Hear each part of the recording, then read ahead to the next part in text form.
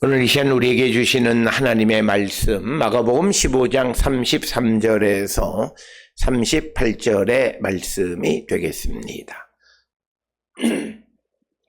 마가복음 15장 33절에서 38절에 있는 말씀 이제 한 목소리로 합독하시겠습니다.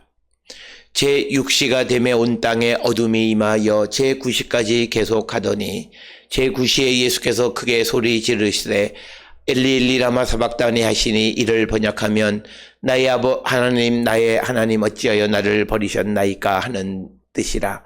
곁에 섰던 자 중 어떤 이들이 듣고 이르되 보라 엘리야를 부른다 하고 한 사람이 달려가서 해면에 신 포도주를 적셔 갈대에 꿰어 마시게 하고 이르되 가만두라 엘리야가 와서 그를 내려주나 보자 하더라.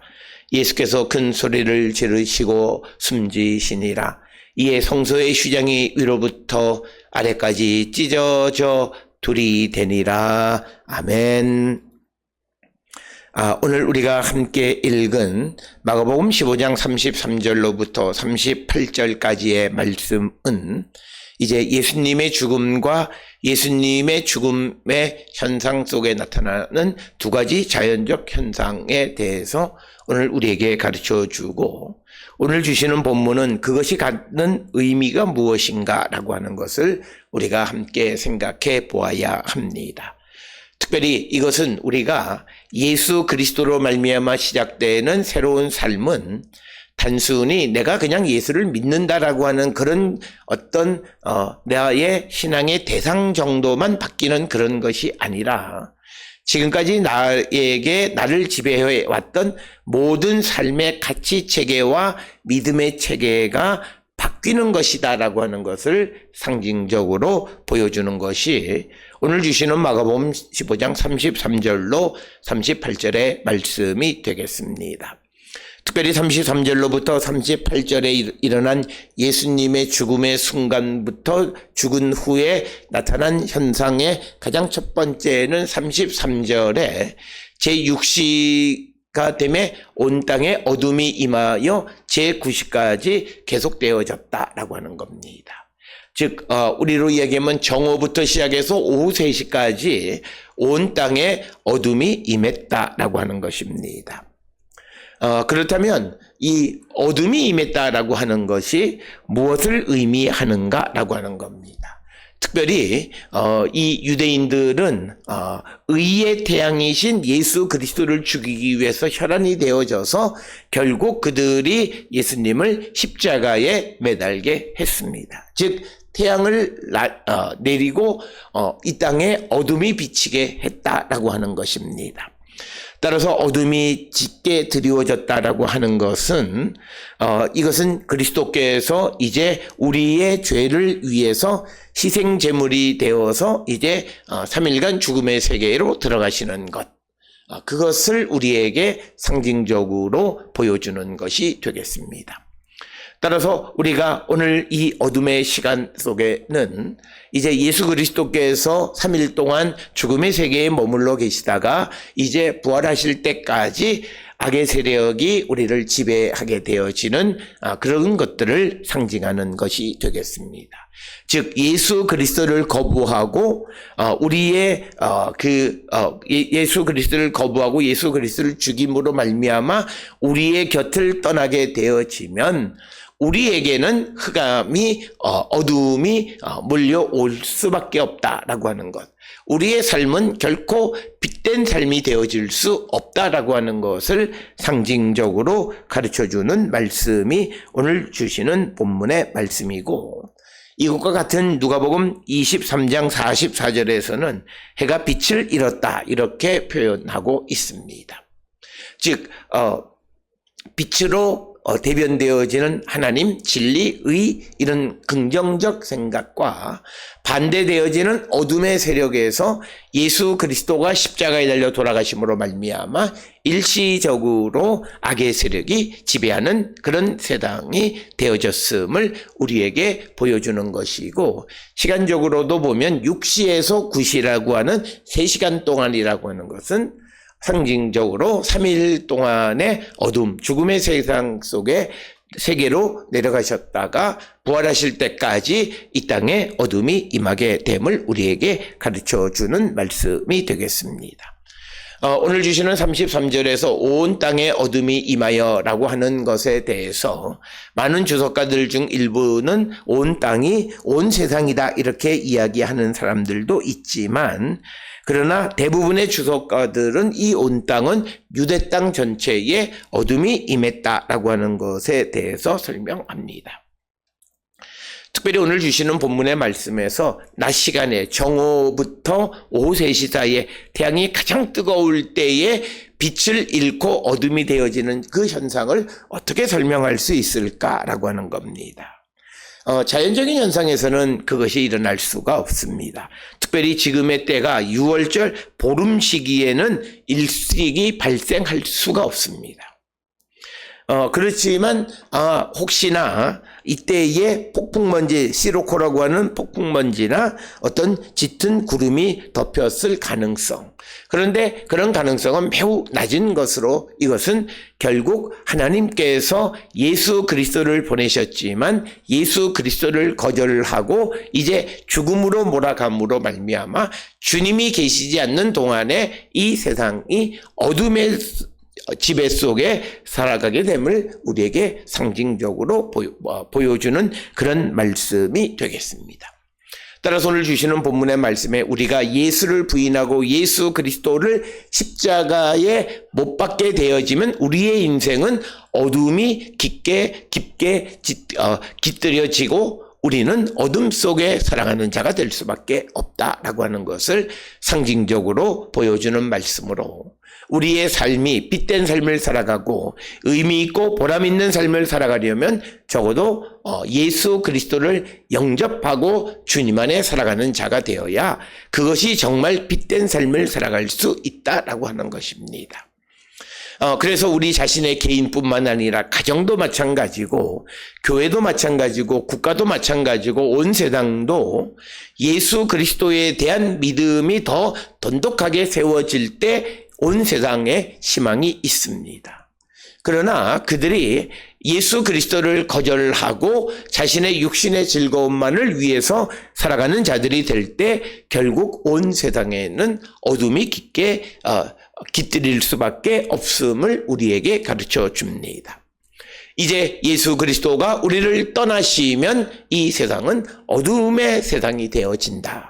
그래서 내가 예수 그리스도를 믿지 아니하면 내가 육신으로 더 즐거운 삶을 살아갈런지는 모르지만 결국 그것은 어둠의 시간임을 우리에게 상징적으로 가르쳐주는 말씀입니다.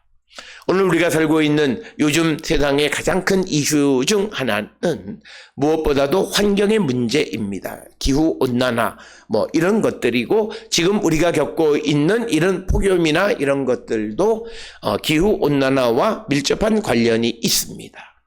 그런데 이것은 뭐냐면 사람들이 자기의 육신만을 위해서 하나님의 말씀, 자연과의 조화로운 삶을 거절하고 자기의 편안함만 추구한 결과로 우리에게 어둠이 깃들인 것과 같은 것이다. 그래서 우리가 상상할 수 없는 무더위가 우리를 괴롭히고 우리의 일상을 힘들게 하는 것이다. 그래서 우리는 예수 그리스도 없이 우리가 세상을 살아가면 우리 자신의 인생뿐만 아니라 우리가 살아가는 환경 그리고 가정과 국가 모두가 어둠 속으로 들어갈 수밖에 없음을 가르쳐주고, 이것을 극복하는 첫 번째 길은 바로 우리가 믿음을 회복하는 길임을 깨달아서 이제는 우리가 이 어둠 속에 들어가려고 하는 이 세상에 생명의 빛을 바라고 생수를 공급해 줄 수 있는 그런 교회와 성도가 되어야 한다라고 하는 것을 깨닫게 하시는 것이고, 첫 번째 이런 어둠이 제9시까지 3시간 동안 계속되었고, 제9시가 되니까 예수께서 크게 소리를 지르셨는데 엘리 엘리 라마 사박다니, 이것은 아람어로서 번역하면 나의 하나님 어찌하여 나를 버리시었나이까, 이렇게 기도하셨습니다. 앞에서는 예수께서 십자가에 달리시기 전까지는 제자들이 예수님을 떠날 것이다, 예수님을 버릴 것이다 이야기했고, 오늘 이 순간에는 하나님께서 나를 버리셨다라고 하는 그런 말씀이 되겠습니다. 특별히 오늘 주시는 본문의 말씀은 이 이야기를 아람어로 말씀하시는 것을 듣고 이것을 오늘 우리에게 성경으로 기록했는데, 예수께서 엘리 엘리 라마 사막다니 하니까 35절에 곁에 서 있던 자가 듣고 엘리야를 부른다. 오늘 주시는 본문의 말씀에서 엘리 엘리 라마 사막다니, 그래서 엘리라는 말을 듣고 유사한 음성인 엘리야를 생각한 것을 보면 곁에 서 있던 자는 이방인이나 로마 사람들이 아니라 유대인이었음을 우리는 짐작할 수 있다라고 하는 겁니다. 그래서 오늘 주시는 본문의 말씀에서 예수께서 엘리 엘리 라마 사박다니, 그래서 하나님 어찌하여 나를 버리셨나이까, 이렇게 크게 소리를 지르셨다라고 하는 것입니다. 그러나 이것은 우리가 잘 기억하셔야 되는 것은, 하나님께서 예수 그리스도를 버리신 것은 아니다라고, 하나님의 계획 속에 모든 것이 진행되고 있을 뿐이시다라고 하는 겁니다. 그렇게 되자 이 36절에 의하면 한 사람이 달려가서 해면에 신포도주를 적시어 갈대에 꿰어 마시게 하고 이르되 가만두라, 엘리야가 와서 그를 내려주나 보자 하더라. 즉 이 주변에 있던 사람들이 예수님의 고난을 통해서 그 고통 속에서도 예수님을 조롱하는 모습이 오늘 주시는 본문의 말씀이 되겠고, 특별히 해면에 신포도주를 적셨다라고 하는데, 우리가 흔히 말하는 이 신포도주라고 하는 것은 로마 군인들이 마시던 값싼 포도주, 라틴어로는 이것을 포스카라고 부르는 값싼 포도주를 의미하는데, 그것을 적셔서 이제 예수님의 입술에 갖다 댔다라고 하는 겁니다.